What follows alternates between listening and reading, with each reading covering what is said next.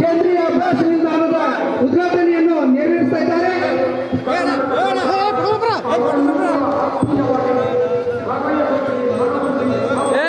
Mobile ಕೈ ತೆಗೆ.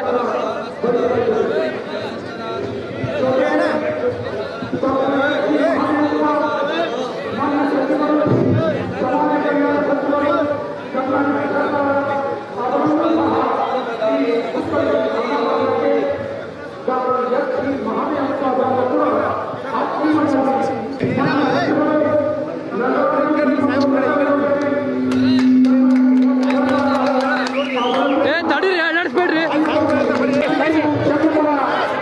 ಅಸ್ಮಾನಿಯ ಪುತ್ಥಳಿಯ ಅನಾವರಣ ಹಾಗೂ ಲೋಕಾರ್ಪಣೆ ಕಾರ್ಯಕ್ರಮದಲ್ಲಿ ಪಾಲ್ಗೊಂಡ ಸಕಲ ಪೂಜ್ಯರನ್ನ, ಸಕಲ ಅತಿಥಿ ಮಂತ್ರಿಗಳ ಆದಿಯಾಗಿ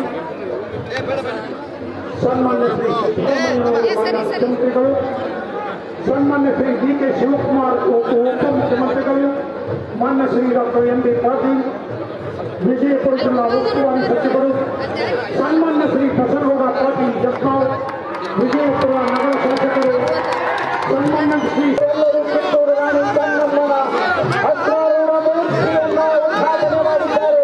ಆ ದೃಶ್ಯವನ್ನು ನಾವೆಲ್ಲ ಕಣ್ಣಂಚಿನಲ್ಲಿ ತೆಗೆದುಕೊಳ್ಳೋಣ. ಬಿಹಾರದಲ್ಲಿ ಮಾಡಿದ ಕಿತ್ತೂರು ರಾಣಿ ಚೆನ್ನಮ್ಮ ಪುತ್ಥಳಿ ಸ್ಥಾಪನೆಯ ಪರವಾಗಿ ಹೃದಯ ತುಂಬಿ, ಮನ ತುಂಬಿ, ಭಾವ ತುಂಬಿ ಇವರನ್ನೆಲ್ಲ ಈಗ ಸ್ವಾಗತಿಸಿದ್ದೇವೆ.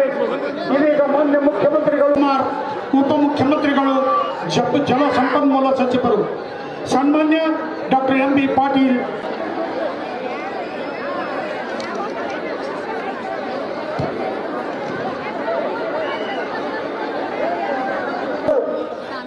ದರ್ಬಾರ್ ಶಾಲಾ ಆವರಣದಲ್ಲಿ ನಡೆಯುವ ವೇದಿಕೆಯ ಕಾರ್ಯಕ್ರಮಕ್ಕೆ ತಾವೆಲ್ಲರೂ ಹಾರ ಅಂತೀನಿ. ನೀವು ಮಹಾದೇವನ್ ಜೋರಾಗಿ ಹೇಳಬೇಕು.